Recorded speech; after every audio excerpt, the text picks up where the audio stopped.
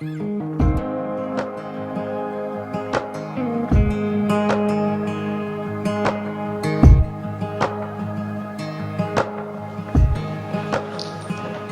matin, je vais vous partager la parole de Dieu, quelque chose de très simple, et on va faire une petite pause. Parce qu'on est dans la thématique de la prière. Le Seigneur a mis quelque chose sur mon cœur, et j'aimerais vous partager, donc on va faire une petite pause de la prière. Et ce matin, pour ceux qui ne savent pas, mon épouse, Marie, elle est éducatrice spécialisée. Je ne sais pas s'il y en a qui voient ce que c'est, éducateur spécialisé, mais Marie est éducatrice spécialisée. Éducateur spécialisé, c'est quelqu'un qui va travailler auprès des familles en difficulté, auprès des enfants en difficulté, qui soient avec une situation de handicap ou des problèmes sociaux. Et le but de l'éducateur, c'est d'aider ces personnes-là dans tout ce qui est le social. L'aider à aller à l'intégration dans la société, les aider dans leur démarche, les aider dans leur vie de famille, et aider les familles dans les relations, des fois, parents et enfants. Et je peux vous dire que des fois, c'est pas facile. Vraiment pas facile. Et donc Marie est éducatrice et il y a un diplôme pour ça. Mais même s'il y a un diplôme, eh ben, comme dans tout travail, il y a une formation continue. Et un jour, Marie me dit, écoute, Adam, la semaine prochaine, je serai en formation d'éducateur. On a une formation, je ne sais plus exactement c'était sur quoi, même elle ne s'en rappelle plus. Parce qu'elle ne me rappelle plus non plus. Mais je ne sais plus c'était quoi le titre. Et elle va à cette formation, et ça durait 3 ou 4 jours. Et puis, dès le premier jour, elle me dit, écoute, Adam, voilà, c'est une formation. Ils ont réuni tous les éducateurs du 95, c'est ça? Tous les éducateurs du 95. C'était le département qui organisait ça. Et c'était pour un peu aider les éducateurs et leur donner une ligne de directive. Comment agir avec les familles? Comment agir avec les jeunes? Et le premier soir, elle rentre, elle me dit, Adam, tu croiras jamais à ce que j'ai entendu aujourd'hui. Aujourd'hui, les formateurs nous ont dit, la ligne directrice de nos relations d'éducateurs avec les gens qu'on côtoie, ce qu'on désire, c'est de se séparer des valeurs et de la morale judéo-chrétienne. Vous ne pouvez pas dire aux jeunes que ce qu'il fait, c'est bien ou c'est mal, parce que finalement, le bien et le mal, ça n'existe pas. Ça vient de la religion judéo-chrétienne. Et les formateurs sont là, ils disent, et il y a tous les éducateurs du 95, et c'est ce qu'ils sont en train de dire. Donc, demain, si toi, en tant qu'éducateur, tu vas voir une jeune fille de 12 ans, qui dit, écoute, moi, je me sens pas bien fille, j'ai envie de devenir garçon, tu peux pas lui dire que c'est mal, tu peux pas lui dire non, tu lui dis, ok, je t'accompagne. C'est fou. C'est fou, mais c'est ce qui est en train de se passer dans le monde. Et quand Marie me raconte ça, il y a tout de suite un verset qui m'est venu dans la tête. Ésaïe chapitre 5. Les gens, malheur à celui qui appelle le bien mal, et le mal bien. Et le verset ne s'arrête pas là. Nous, on connaît ce passage, mais il y a la suite. Malheur à celui qui prend la lumière et les change en ténèbres, et celui qui prend les ténèbres et les appelle lumière.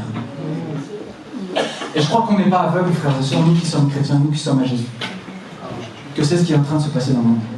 Ça se passait déjà à l'époque d'Ésaïe, c'est pour ça aussi qu'Ésaïe dit ça. Mais encore plus aujourd'hui. Je crois que les ténèbres deviennent de plus en plus sombres. Nous, on les voit comme des ténèbres, mais les gens appellent ça lumière. Les gens disent, on veut se séparer du bien, du mal, ça n'existe pas, et ils appellent ça la lumière. Ils disent, finalement, on est bien comme ça. Frères et sœurs, c'est très très grave ce qui arrive sur notre monde. Il faut que nous soyons prêts. Ils appellent, nous, ce que nous considérons comme ténèbres, lumière. Mais Jésus nous appelle ce matin. Jésus nous appelle à marcher dans la véritable lumière. Amen. Amen. Pas la lumière que les gens sont en train de transformer les ténèbres en lumière, mais à sa lumière. Parce que la Bible dit que Dieu est lumière. Amen. Donc pour nous qui sommes enfants de la lumière, nous qui sommes chrétiens, la lumière c'est tout ce que Dieu est. Il est lumière. C'est comme il est amour. Dieu n'est pas une lumière, Dieu est lumière. Et Dieu nous lance un appel et nous dit, viens marcher à ma lumière. C'est ce que l'apôtre Jean va dire dans son évangile. Et il y a quelqu'un qui est apparu, Jean-Baptiste. Il est venu pour rendre témoignage à la lumière. La lumière qui descend dans le monde et qui éclaire tout homme. Et ça, c'est Jésus-Christ, frères et sœurs. Jésus-Christ, lorsqu'il est venu dans le monde, il est venu en tant que lumière. Amen. Et il dit, suivez-moi, et vous marcherez dans la lumière. Non pas la lumière que les gens sont en train de transformer, mais la véritable lumière. Dans tout l'évangile de Jean, vous allez voir, Jean, il cite des choses que Jésus dit. Et Jésus parle souvent de lumière. Alors le titre de mon message ce matin, c'est « Frères et sœurs, en tant que chrétiens, nous devons marcher dans la lumière. Dans la véritable lumière. » Je n'ai pas allumé. C'est mon petit truc. T'entends, j'essaie. Par moi-même. Je te fais confiance, Samuel. Tu peux passer là. Marcher dans la lumière. Jésus va dire dans Jean chapitre 8, « Moi, je suis la lumière du monde. Celui qui me suit ne marchera pas dans les ténèbres, mais il aura la lumière de la vie. » Oh, qu'est-ce que j'aime cette parole. Il aura la lumière de la vie. Et ce matin, j'aimerais vous partager mon cœur et partager la parole du Seigneur et vous donner quelques réalités, quelques principes pour marcher dans la lumière. Sur comment finalement marcher dans la lumière, parce que frères et sœurs, détrompez-vous, nous sommes dans ce monde. Le monde est en train de tout transformer et si nous ne faisons pas attention, si nous ne veillons pas, à un moment donné, il se peut que notre lumière s'obscurcisse. S'obscurcisse, je l'ai dit. La Bible le dit. Si nous voulons marcher dans la lumière, nous devons veiller. Veiller. La première chose déjà, c'est évident, ça paraît dans le verset, mais si tu veux marcher dans la lumière, tu dois suivre Jésus. Tu dois avoir donné ta vie à Jésus. Tu dois être un disciple de Jésus. Parce que c'est lui la lumière, tu dois le suivre lui. Et la lumière, elle donne la vie. La vie dans ton cœur, la vie. La véritable vie. Sans suivre Jésus, tu ne peux pas marcher dans la lumière. Donc ça c'est la base. Et je sais que je parle à des chrétiens ce matin. Ça, vous le savez. Et même, de toute façon, tout ce que je veux dire, vous le savez. Mais je veux vous le rappeler ce matin.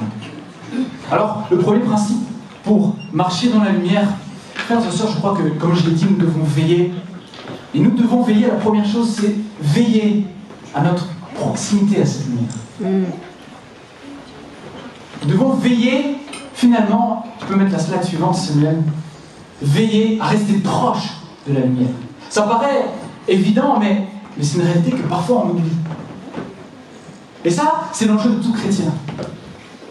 Vraiment tout chrétien. Et n'essayez pas de détourner vos regards vers autre chose. L'enjeu de tout chrétien, c'est l'intimité avec son Seigneur.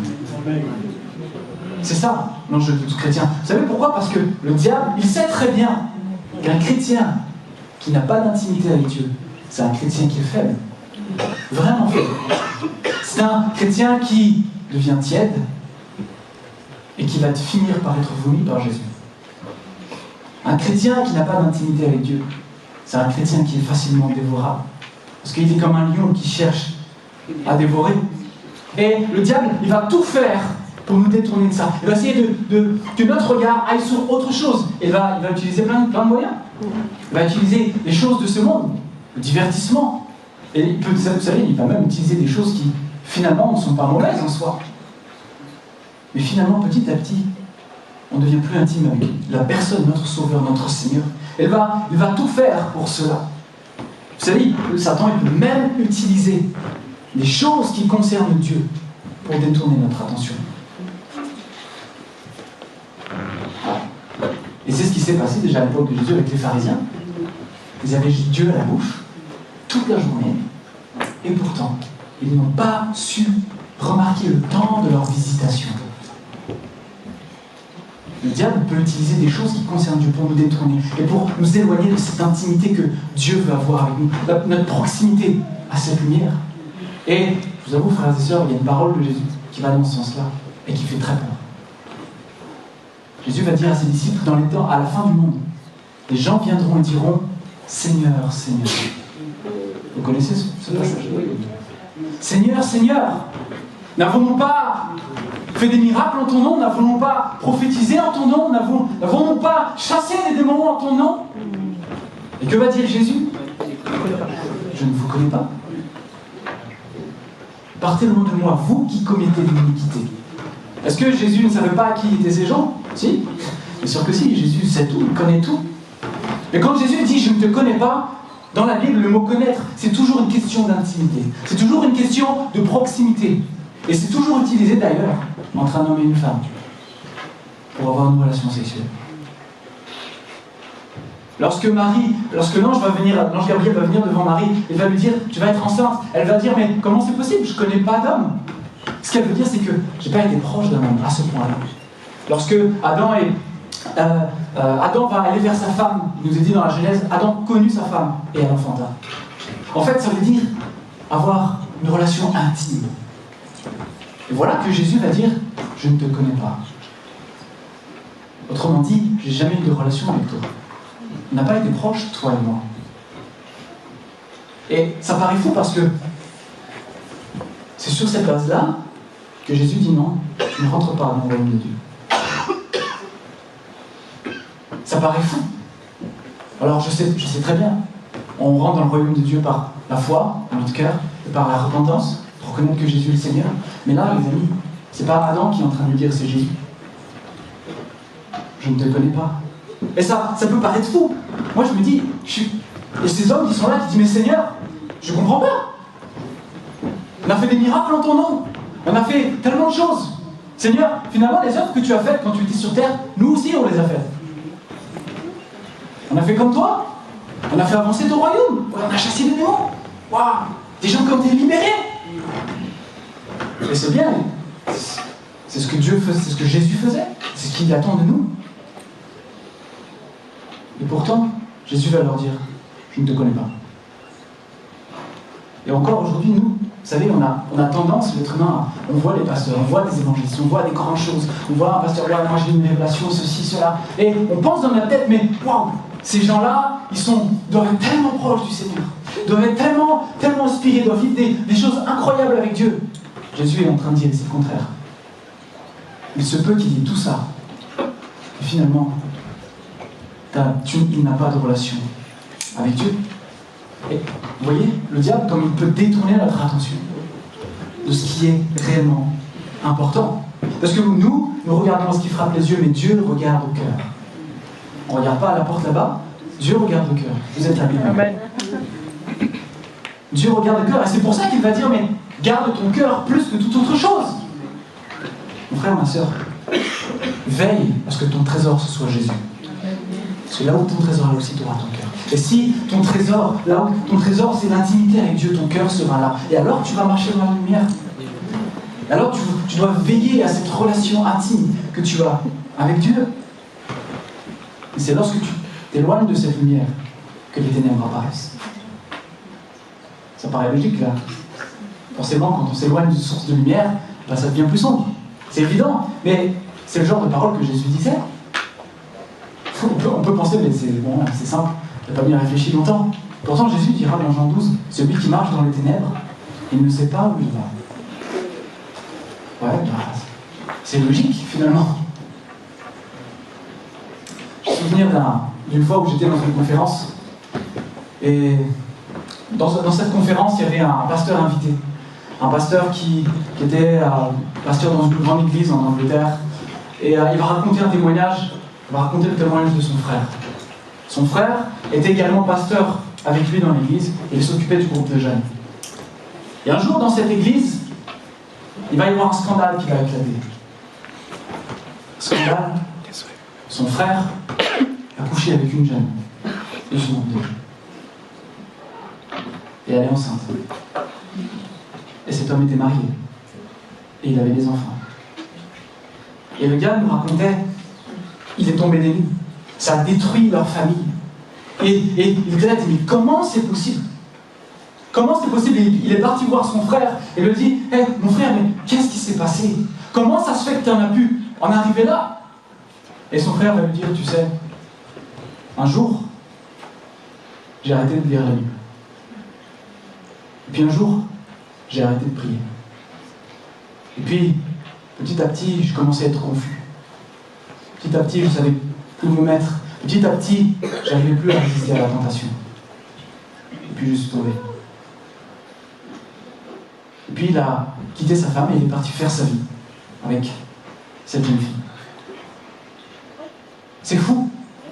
Alors, c'est un cas extrême que je suis en train de vous dire ici, mais c'est la finalité d'un processus qui avait commencé déjà depuis longtemps.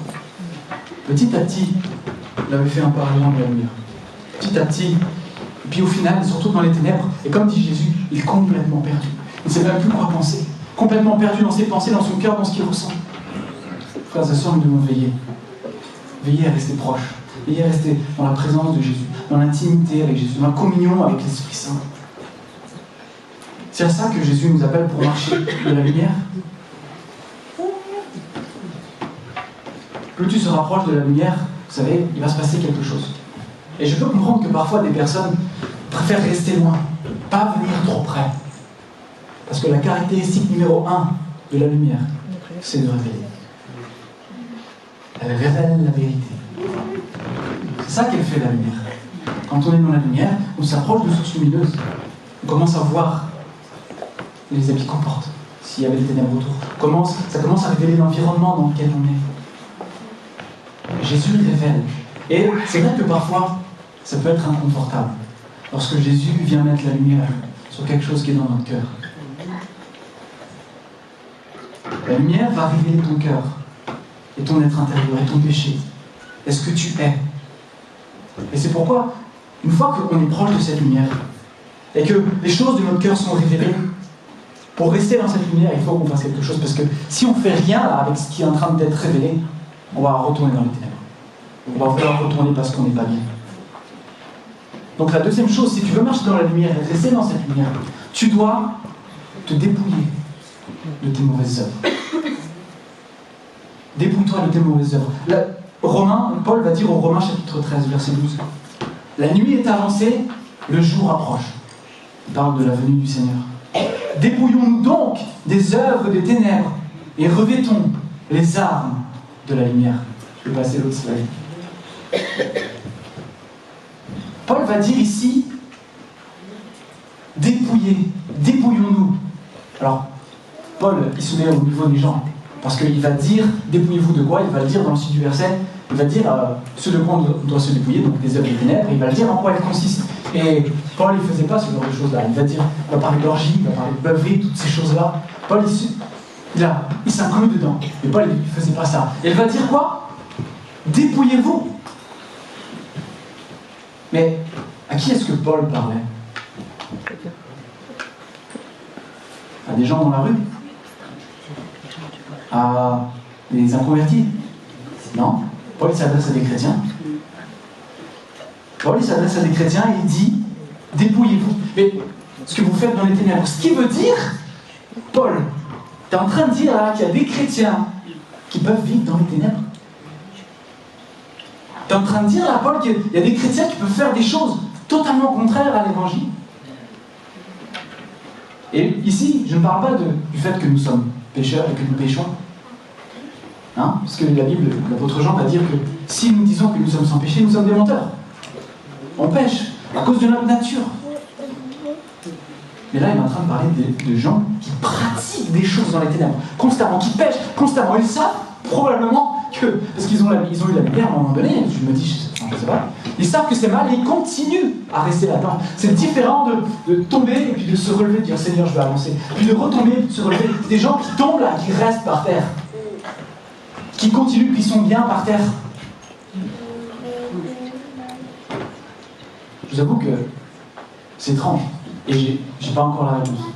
Comment est-ce que c'est possible? Remarquez une autre chose que Paul fait. Paul va dire, il va mettre la responsabilité de se dépouiller sur ceux à qui il s'adresse. Autrement dit, il n'est pas en train de dire, Dieu va vous dépouiller des mauvaises œuvres. C'est-à-dire que c'est à nous de nous dépouiller. Parce que lui, Dieu, il a tout fait déjà. Tout est accompli. Jésus, il a tout fait pour que toi, pour que moi, on puisse se dépouiller de ces mauvaises œuvres. Par son sang, par sa mort à la croix, par sa résurrection. Oh frères et sœurs, notre Jésus ressuscité nous donne la puissance et le pouvoir de nous dépouiller de ces mauvaises œuvres. De dire non au péché, de dire non à toutes ces choses qui se passent dans les ténèbres. C'est ce que nous devons faire. C'est à nous de le faire. Et dans toutes ces lettres, Paul, hein, il va dire, il ne cesse de dire, et ça m'a frappé, je me suis dit, c'est fou, comme en fait on a une responsabilité. Il dit tout le temps, faites tous vos efforts. Faites tous vos efforts pour marcher dans la sainteté. Faites tous vos efforts pour toujours grandir dans la connaissance du Seigneur. Faites tous vos efforts. Les frères et sœurs, nous avons des efforts à faire. Nous devons nous dépouiller. Nous devons nous lever pour ça. Avant, on ne pouvait pas, mais maintenant on peut. Jésus nous a libérés.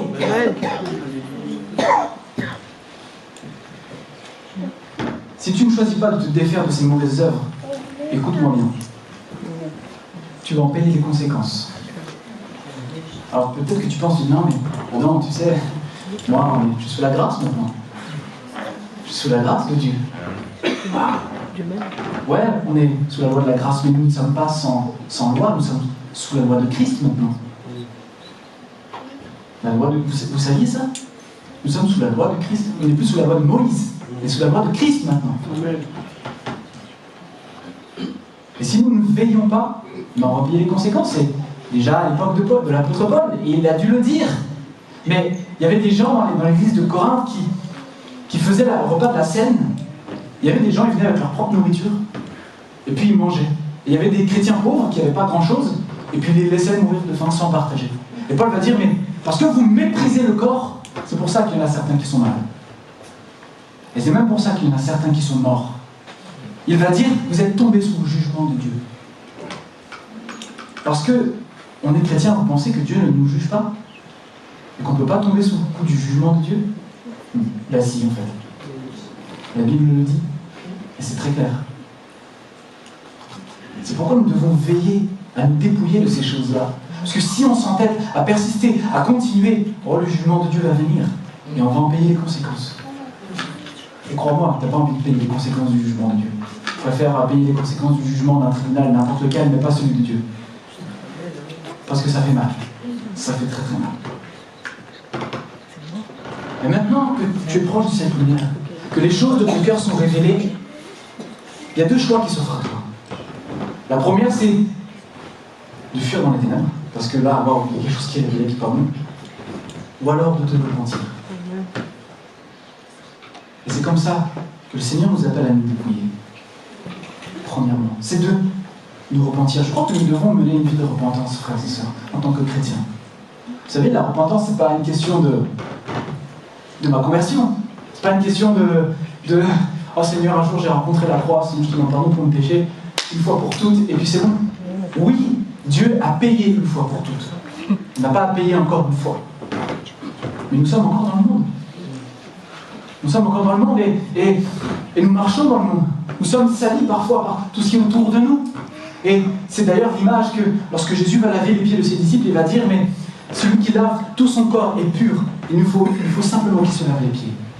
C'est l'image de nous, les chrétiens, qui sommes de ce monde. Nous sommes sanctifiés lorsque nous sommes repentis, mais nous marchons encore dans ce monde et on a besoin de se laver les pieds. On a besoin de se repentir de nos mauvaises œuvres, de nous dépouiller parce que le jour approche, frères et sœurs. Si Paul le disait il y a 2000 ans, je crois qu'on est bien plus proche maintenant.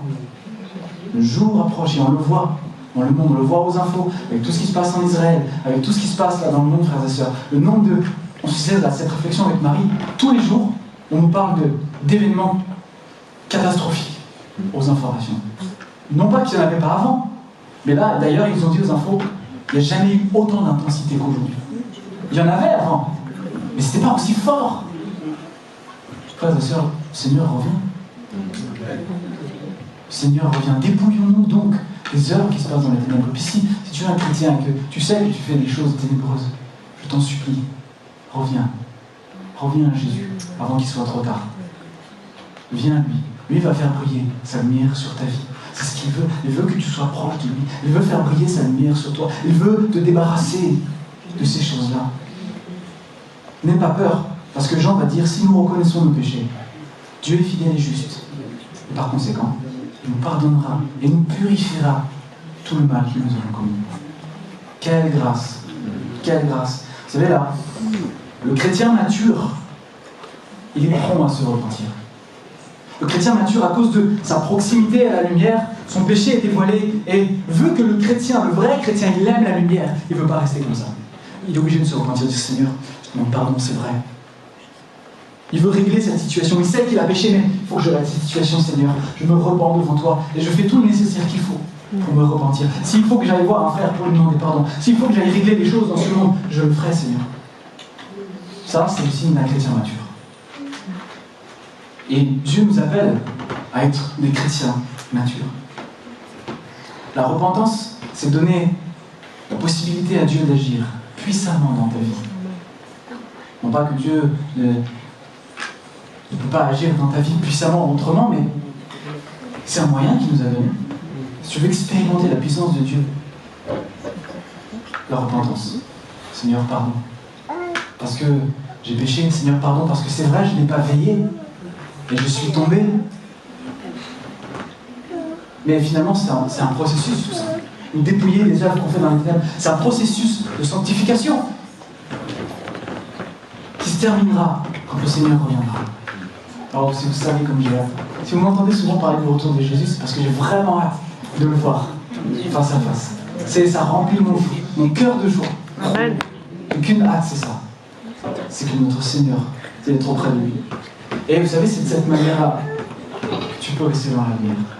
Tu restes proche de la source de la lumière, puis la lumière révèle ton cœur. Eh bien, tu te repens et tu aimes rester cette lumière. Tu ne retournes pas dans le ténèbres. Tu te dépouilles de ces choses-là. Eh bien, il nous faut veiller à ça. Et il y a une dernière chose à laquelle il nous faut veiller. Et ceux qui sont désignés pour la scène pouvaient le préparer. Il y a une dernière chose à laquelle il faut veiller. Et personne pour la scène, si. Ok. Vous pouvez aller vous préparer. Les gardes sont après nous. Vous l'écoutez?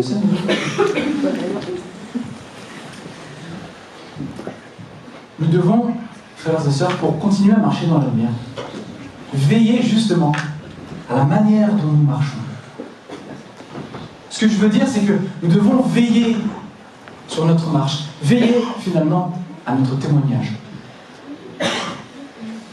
Veiller à notre témoignage. Parce que nous sommes faibles et si nous ne faisons pas attention, ça va vite, les amis. Vraiment, ça peut aller très très vite. Ce que je veux dire, je ne suis pas en train de dire qu'il faut porter des masques. Vraiment, je suis contre ça. Contre l'hypocrisie religieuse. Il ne faut pas porter de masque. Le Seigneur nous appelle, si nous sommes véritablement dans la lumière, à devenir lumière. Si vous marchez, Jésus va le dire dans l'évangile de Jean, si vous marchez à la lumière, vous deviendrez enfants de lumière. Et il faut que votre lumière luise devant tous les hommes. Donc nous devons veiller à notre témoignage envers les frères et sœurs de l'Église, mais aussi envers les gens du dehors. Ce n'est pas porter un masque. Soyons sincères, soyons vrais, mais représentons la lumière. Ce que Dieu nous appelle à être. Cette semaine, je suis tombé sur un article. Un député français qui était connu pour lutter contre la drogue. Il y en a qui ont entendu. Oui. Cette semaine même, il a été pris en flagrant délit en train d'acheter de la drogue. Forcément, discrédité. Forcément, voilà. Quelle image ça donne? Mauvais témoignage de son parti, pas vrai? Et du coup, on n'a plus foi, on ne croit plus, on ne fait plus confiance maintenant. Frères et sœurs, c'est tellement important de veiller sur notre témoignage. Parce que nous sommes regardés par les gens qui nous entourent. Surtout, encore plus, si nous professons que nous sommes de Jésus. Les gens, ils vont nous regarder, ils vont voir comment il marche, voir comment il se comporte, voir ce qu'il dit, qu'est-ce qu'il regarde. Si nous sommes des enfants de lumière, nous devons faire attention. Parce que ça va vite, Ne pensez pas que, ça y est, moi je suis chrétien solide, moi, non. Ça fait 30 ans que je suis dans la foi. Je suis désolé, il y a un homme dans la Bible, un homme de Dieu, un vrai homme de Dieu, comme on n'en fait plus aujourd'hui. C'est une expression que j'aime bien ça. Un homme de Dieu comme on n'en fait plus aujourd'hui. Un homme qui a guéri des malades, qui a même ressuscité des morts. Un homme qui passait et son ombre guérissait les gens. Et même un homme qui marchait sur l'eau. Je connais que 2 personnes sur la terre qui ont marché sur l'eau. C'est Jésus et Pierre. L'apôtre Pierre. C'est un homme de Dieu, non? Oui. Et pourtant, il y a une histoire qui nous a rapporté qu'à un moment donné, il ne marchait plus droit. C'est l'apôtre Paul qui va en parler. Il va dire, l'apôtre Paul, j'étais à Antioche avec des chrétiens qui sont là, des chrétiens d'origine païenne, mais des frères. Et Il faut savoir que pour un juif, on n'avait pas le droit de manger chez un païen, on n'avait pas le droit de manger avec un autre. Mais Paul, lui, il a eu des révélations, lui, il a compris que ce qui compte, ce n'est plus ça, c'est que Christ a fait tomber le mur de séparation entre les païens et les juifs. Nous sommes maintenant un. Paul, il avait compris ça, donc il vivait sa vie, il vivait comme un païen, il vivait avec eux. Et puis voilà qu'à Antioche arrive Pierre. Puis Pierre, il se dit, mais super, des frères et sœurs, génial. Donc il se met à manger avec eux, il se met à vivre avec eux. Et puis voilà que arrivent d'autres chrétiens de Jérusalem, juifs, qui ont un arrière-plan juif. Et Pierre, la Bible va nous dire, par la peur du regard des autres, il va commencer à s'esquiver. Il va se dire, mais si les frères là-bas, ils me voient, ils vont me juger après. Je vais leur montrer que je suis toujours juif, hein, j'ai pas renié ma judaïté, hein, toujours juif les gars. Donc ouais, voilà, il y a les chrétiens païens là, et nous on va rester entre nous. Et on va faire un petit truc ensemble. Puis on va rester entre juifs. Alors qu'il avait compris, Pierre. Et Paul, il va voir ça. Paul, il va se dire, mais qu'est-ce qu'il est en train de me faire, Pierre? Et il va dire, Paul, devant tous les frères, j'ai repris Pierre. Je lui ai dit, toi qui es un juif, tu vis à la manière des païens, et maintenant tu te sépares de nous. Paul va dire, quand j'ai vu qu'il ne marchait plus droit selon la vérité de l'Évangile, ne nous pensons pas au-dessus de Pierre, frères et sœurs. On n'est pas au-dessus de Pierre. Personne qui a marché sur l'eau ici. Ou alors, je ne sais pas.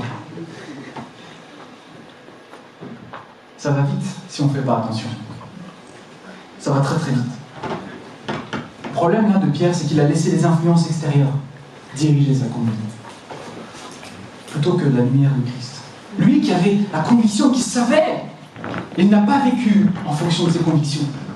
Il savait que ça ne comptait plus pour Dieu. Mais non. Paul va dire, tu as joué un jeu de dissimulation. Et non seulement il l'a fait lui-même, mais il en a entraîné d'autres avec lui à faire pareil. Et d'autres frères, du coup, sont tombés. Attention, frères et sœurs, à ne pas faire tomber d'autres qui sont autour de nous, par notre comportement, par notre témoignage.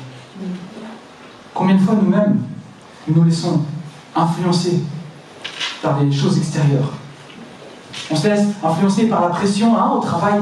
Quand il y a eu un problème, on se met d'accord pour... on va dire au client que c'est pas grave, on va mentir et puis c'est... Non, frères et sœurs, on ne peut pas participer à ce genre de choses. C'est mon témoignage, nous devons marcher dans la lumière.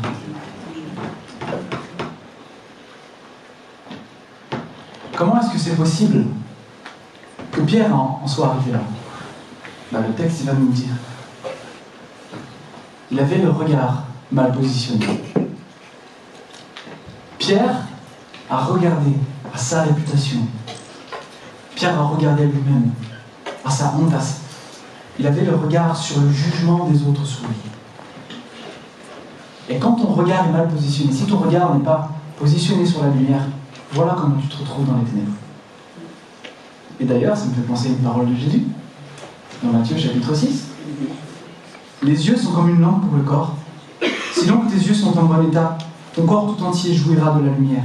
Mais si tes yeux sont malades, tout ton corps sera plongé dans l'obscurité. Si donc la lumière qui est en toi est obscurcie, en quelles ténèbres profondes te trouveras-tu? Il y avait les yeux au mauvais endroit, et là, les ténèbres l'ont envahi. Frères et sœurs, faisons attention à avoir le regard au bon endroit, fixé sur Jésus, afin que notre lumière ne s'obscurcisse pas.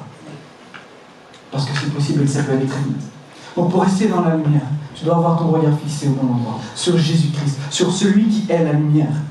Et si ton regard est au bon endroit, alors tu seras éclairé et tu marcheras dans la lumière.